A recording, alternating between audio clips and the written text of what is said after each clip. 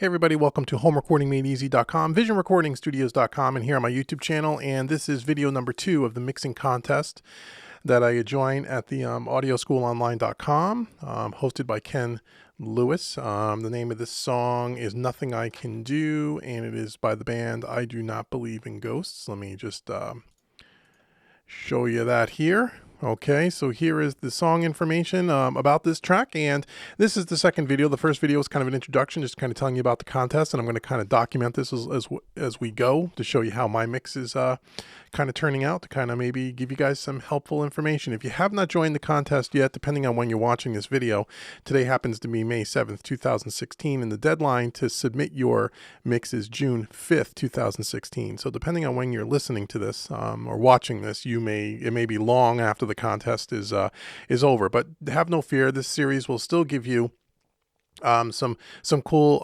inside mixing tips and kind of a mixing tutorial as we go along over the next several videos.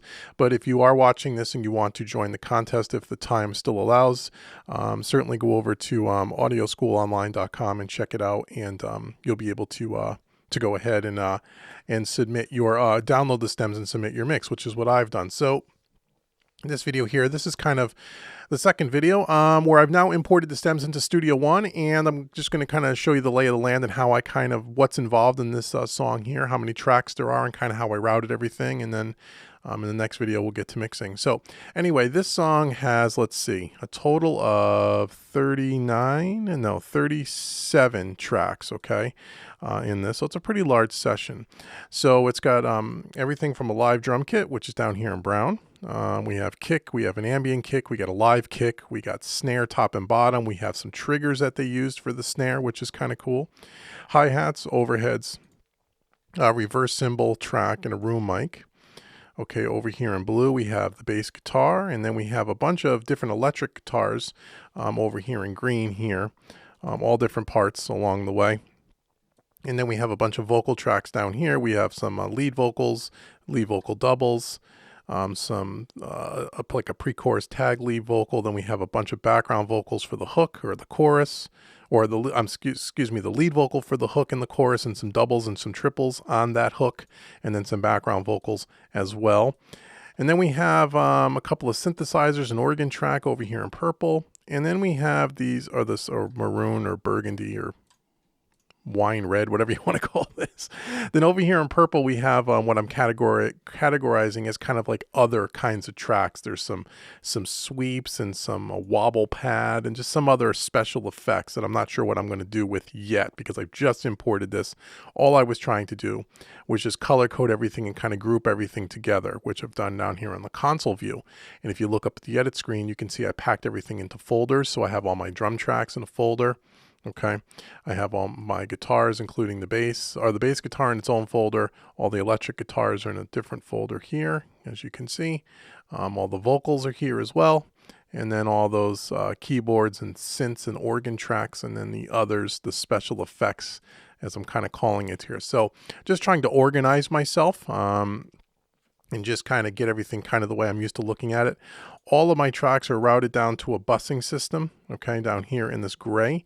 We have a drum bus, a bass bus, guitars, a keyboard bus, an other bus, which is all those special effects, a lead vocal, and a background vocal bus. And again, that might change a little bit as I'm kind of setting up here, but that's pretty much where I'm starting. And then down here in the end, and the right, in the far purple, these are all the parallel compression tracks that I may or may not use depending on this song as we mix through it. But this is kind of my mixing template. So I got to make sure that all these things are routed properly out the correct outputs here. So let me do that here as I'm kind of walking through this here. So all of these have to be routed out properly. Okay, so we'll see if we're going to use parallel compression or not. Probably on some level, but we're not going to do that till the end of the mix. You'll come back and watch a video. So anyway, so out of my busing system, it's going to stems. And what stems, what I'm doing is analog summing. If you're new to my channel and you don't know what that is, basically what that means is I'm taking the outputs out of my interface, which is a Universal Audio Apollo, and I'm routing the audio from the busing system out of Studio One, and routing it through an analog piece of hardware called the Dangerous Music D-Box, which is an analog summing device to give that analog flavor and vibe. And I talk a lot about that on my YouTube channel. You can go check out the archive. And then that mix, the Dangerous Music D-Box, will sum the audio down to a two-track, left and right, and bring it in on right here on, let me just expand the mixer here. On right here on this pink channel here to the left, this is coming in on channel 7 and 8. So this return channel, channel 7 and 8, is acting as my master bus, which is where all my master bus effects will go. And then from there, once it goes through the master bus, it's going to be printed onto a print track, which is here in red. And I'll end up at the end recording the mix onto its own track, and then you export it from there. Okay, so hopefully that makes sense. So as you can see, as I expand my mixer, there's no plugins or anything on this yet. I've just imported the audio, color coded everything, routed everything as a starting point. And what I'll do now is just give you kind of a quick listen to the beginning of the song here so you can kind of see what we're dealing with. Now, all I did was just throw the faders up a little bit and balanced it very slightly. I've done no panning. This is not even... I've just enough so you can kind of hear everything. There's nothing done to this, okay? This is the absolute raw tracks. And what I noticed was, as you can see, most of my faders are already turned down to negative 13 dB. And if you watch on the master fader, you'll see that right now, these raw tracks are coming in at around negative 10, negative 12. So the gain staging of this, the raw tracks, if you put everything up to unity, would be too hot. Okay, so... keep that in mind if you're actually going to be mixing this as well as part of the contest. You want to make sure that you're starting off with no plugins. Do your gain staging properly. Make sure you're between like a negative 10, negative 12 dB before you start adding plugins. So what that's going to mean is you're going to need to turn down your master fader, most of your faders here, as I've done, as you can see. So let me just play back the beginning part of the song so you can kind of see what we're dealing with. It's kind of an indie rock track. Pretty cool. Here we go.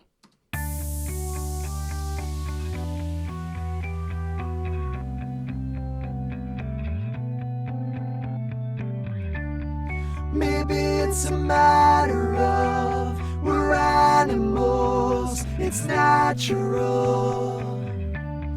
Maybe it's a matter of reacting to so close to touch. Your touch sets me on fire, and fires, they grow. The future just gets brighter, much brighter when you're close. But nothing I could do is ever good enough for you.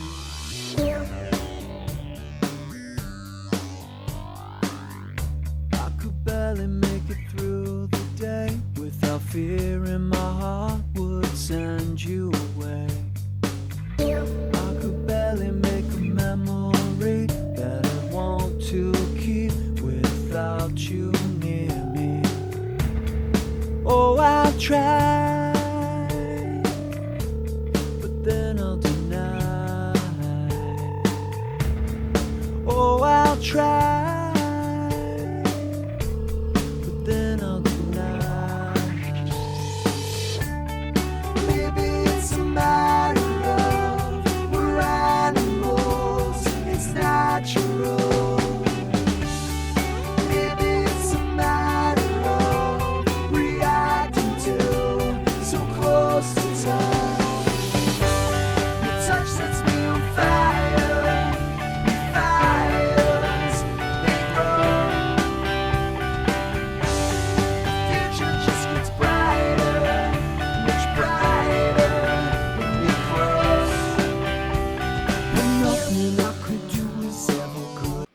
Okay, so there's the track. So it's pretty cool. It's definitely an indie rock kind of a thing. Not my particular love of taste in my first style of music that I would pick, but cool nevertheless. And again, this is really cool because this is not something that I don't work on this type of music very frequently. So it'll be interesting and a cool little project for me to kind of push me out of my comfort zone, and that's why I'm doing it. So as I can see already, again, the master fader here, as I'm kind of balancing things a little bit, you know, everything's a little too hot still. And so I'm going to have to go through and do some gain stage. I'm going to start adding some song markers to the different sections of the song so I can easily navigate my way through. And then once I finish the setup, I'm going to go ahead and start doing a little bit of more level balancing and a little bit more panning, and also decide which tracks I might keep or discard. And I'll talk about that in the next video, because You know, a lot of, you know, when you're getting into mixing and you get a bunch of tracks here, I mean, like for the snare, for example, there's a top, a bottom, a trigger, and another trigger. So there's 4 snare tracks. Probably don't need all of those. Probably going to, you know, take a listen to these individually and then go ahead and decide what I want to keep and what I want to dump. Same thing with the kick drum. We have a kick, an ambient kick, and a live kick. So again, I'll take a listen to those. Do we need 3 kicks? Probably not. And we'll probably scale down that little bit. Most of these other things we're probably going to keep guitars and vocals and such. And then we're going to start working our way through the mix, and I will bring you everything and how I'm going to set this up and take you through what you know, how I'm going to mix this song and how I'm going to enter the contest. So once again, this has been David with HomeRecordingMadeEasy.com. If you want more tips, tricks, concepts, and training around everything home recording and mixing tutorials and recording tutorials, please be sure to head out to HomeRecordingMadeEasy.com and check out the Made Easy series and the Quick Mix series.